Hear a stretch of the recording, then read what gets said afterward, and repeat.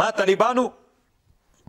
یو ورځ د یو عالم نه واورېدل که کوم کتاب کې مې لیدلي وو دا دیوبند چې ده طالبانو جامع دارالعلوم دیوبند دا خو اوس ډېره غټه مدرسه ده 3 جمعاته پکې دي یو وخت کې جمع نه پکې کېږي 3 وخته جمع کېږي یوه جمع مثلا په 1 بجه کېږي یو په پاو باندې 1 بجه یو په 1 نیمه بجه 3 جمع کېږي په جامع دارالعلوم دیوبند کې 3 جمعاته پکې دي غټه د طالبان ډېر وي نو د خپله جامع دارالعلوم دیوبند چې د طالبانو دا 3 منزله داسې پرته د بلاک د داسې 3 منزله داسې پروت 3 داسې دا طرف یې دروازه د طالبانو غټ رواق ده اڅې شیک ورته وایي بعضې خلک که نه شیشک رواق ده داسې غټ دروازه لري نه طالبانو داسې شیک غټ نو دې طرف ته بیا کوټې نسته ده غټه دروازه ده کله چې ته جامع دارالعلوم دیوبند ته راننوځې د دروازه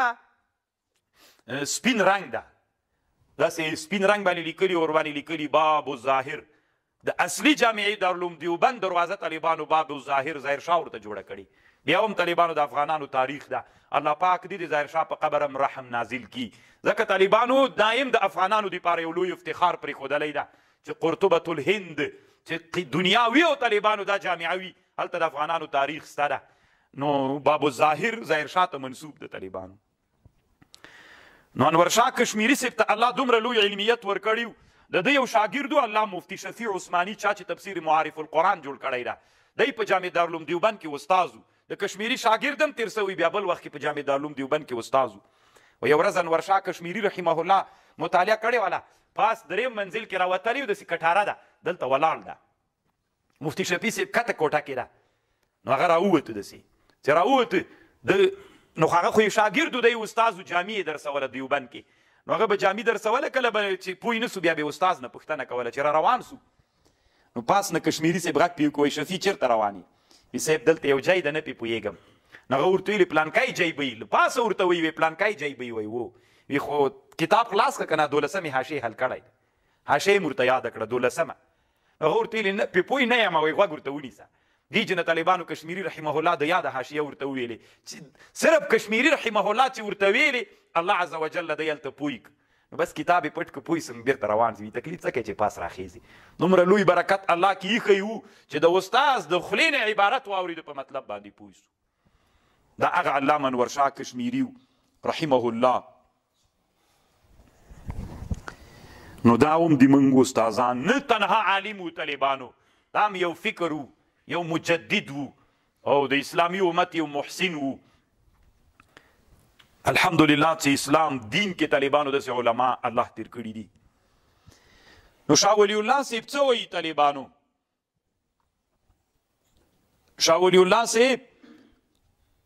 هغه روایت کوي طالبانو قال حدثنا الشيخ ابو الطاهر محمد بن ابراهيم الكردي المدني طالبانو شاه ولی الله صاحب کله چې له هند نه حج ته تللی ده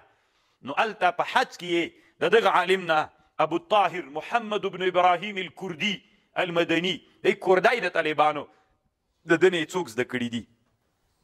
حدیث نو دا هم د موږ استاد سو طالبانو ورونو دا سند چې زه نن تاسې ته له حدیث سره وصل کوم که هوښیاران یې یوه لویه معنا به زده کوي تاسې اوس ورته غوږ ونیسئ طالبانو چې د موږ استادان څوک دي شافعیان دي مالکیان دي حنبلیان دي هر څوک مو استادان دي نو د هر استاد د نوم سره موږ ته زړه راځي نو چې موږ باید د مذاهبو سره هم همداسې تعامل وکړو چې دا مو استادان دي دومره خوند راکوي نو باید طالبانو اسلام دین تر یو مذهب مه منحصر کوي اسلام دین د اهل سنت والجماعت له مذاهبو نه جوړ یو دین ده نو اسلام تنګ نظری کوئ مه اسلام یو لوی فکر د طالبانو همه شمول ټولې دنیا ته راوړل سوی دین ده نو داسې یو فکریه به جوړوئ د استادانو نه تاسې فکر ځان سره وکئ چې دا استادان مو څه رقم ته انسانان دي نو هغوی یو فکر یو دعوت باید موږ هم هغسې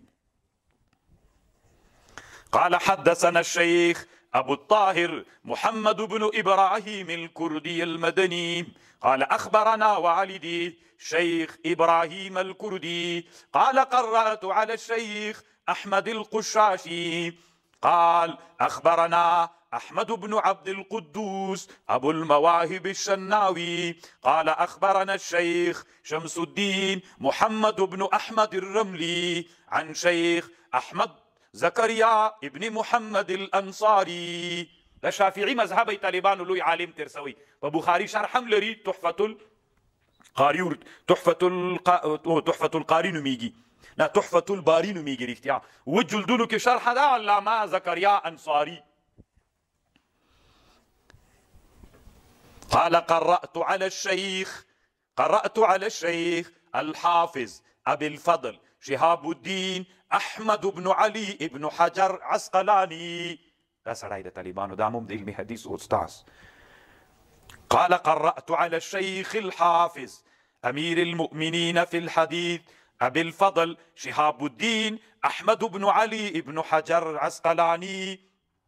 نو طالبانو د ابن حجر رحمه الله په مناقبو یو څو خبرې واورئ. اوږده مسأله د طالبانو. امام سخاوي د په مناقبو کې کتاب جوړ کړی الجواهر والدرر بترجمه شیخ الاسلام ابن الحجر. 3 جلدونو کې کتاب د طالبانو ما سره شته دا کتاب کتلی میم د طالبانو. نو ابن حجر طالبانو د مصر یو له لویو علماو نه تیر سوی او دی وایي زه بیت الله ته لاړلم. حدیث کې راځي ماء الزمزم لما شرب له. زمزم اوبه چې د کوم نیت دپاره وچکې الله یې مغسې د سره کوي. کله چې حج ته لاړئ د زمزم اوبه مو چکلې نو دا چکل د زمزم اوبو به داسې کوي طالبانو. دا د زمزم اوبه دي چې چکلې داسې نیت مخکې له دې چې ویچکه یو نیت وکړه پس له هغه نه یې وچکه الله دې همغسې کوي. په دې کتابونه جوړ دي طالبانو. همدغه ابن حجر رحمه الله کتاب جوړ کړی حدیث ماء الزمزم لما شرب له په دغه عنوان باندې کتاب د طالبانو دم د ما سره شته. نو دی وایي ما اول کې ځان سره ویلې زمزم اوبه مې چې وچکلې چې الله پاکه ما ته داسې مرتبه نصیب کړي لکه امام الذهبي غوندې. یو الله هغې مرتبې ته ورسولم او یو مې دا دعا د الله نه غوښتې وه چې الله پاکه ما نه داسې عالم جوړ کړي لکه علم الدین البلقیني غوندې. علم الدین البلقیني شافعي داسې یو عالم تیر سوی. کله به چې چا استفتا تیر وکړه طالبانو استفتا به کتاب ته رجوع نه کوله قلم به یې راواخیست بس دستي پنده فکر یعنې داسې نه و لکه موږ تاسې استفتا چې کوي کتاب وګوره بیا روا داسې نه کو طالبانو چې زنګون به یې ورته کېښود قلم به سیال و روان به سو. الله پاکه ماته د علامه علم الدین البلقیني شافعي غوندې قوت راکړي وي الله دې مرتبې ته م ورسولم. دومره لوی سړی طالبانو الله عز وجل تیر کړی ابن حجر. وخت عباس نه تېرو طالبانو. و یو ورځ جومات ته راغی طالبان ناستو نو کتاب نه و چې وی ګوري ایده کوټه قلب وه ستوی راغی جومات کې کېناست هلته قرآن شریف یې راواخیست کته یې قلم یې راواخیست ویلې دې قرآن شریف کې دغه آیات غلط دی کلی ده دا شمیر یې غلط ده رښتیا غلط و هلته یې په حاشیه باندې ورسره صحیح کړه. دومره وخت یې عباس نه تېرو. او بل دا و طالبانو وایي کله به چې د شپې د علما ناست ول مجلس علامه ابن حجر به مو وي داسې به نانستونې به یې غټ ول طالبانو داسې به ناست و داسې تسبې به یې لاس کې نیولې وې ذکر به چې په تسبو کو طالبانو پټې به یې نیولې وې. یو ورځ وایي تر وغورځېدلې داسې وي دومره وشرمېده یعنې چې ما باندې ولې خلک پوه سول چې زه په تسبو ذکر کوم دا خو ریا سوله. نو ته خو اوس داسې کړپ تېر ناچو که نه بیا بعضې ملنګانو دومره غټ اچولي چې کا ته پسې زنګېږي چې ښه ریاکاري خلکو ته وښیي چې یعنې دغه ده زه خو هم دومره غټ بزرګ یم. کله چې فتح الباري جوړه کړه طالبانو 21 کلونو کې فتح الباري تکمیل کړله. 21 کاله په فتح الباري نیولی. څو کاله 21 کاله کې طالبانو فتح الباري جوړه کړې ده او 21 کاله کې چې جوړه کړله دې طالبانو خطرناکه میلمستیا هم جوړه کړه. د اوس زمانه کې خلک دې ته مخکتنه د کتاب وایي چې کتاب جوړ کړي مخکتنې د کتاب دپاره به یو مجلس جوړوي. نو علامه ابن الحجر چې کله فتح الباري جوړه کړه به ولیمه تیاره کړه 1500 دینار یې طالبانو دې دپاره خرچه کړې وه خو بادشاه دا خرچه ورته کړې وه که نه. نو یو مجلس و چې علما راغلي او د فتح الباري او بل طالبانو یو عادت پکې دا و علامه سخاوي جواهر والدرر کې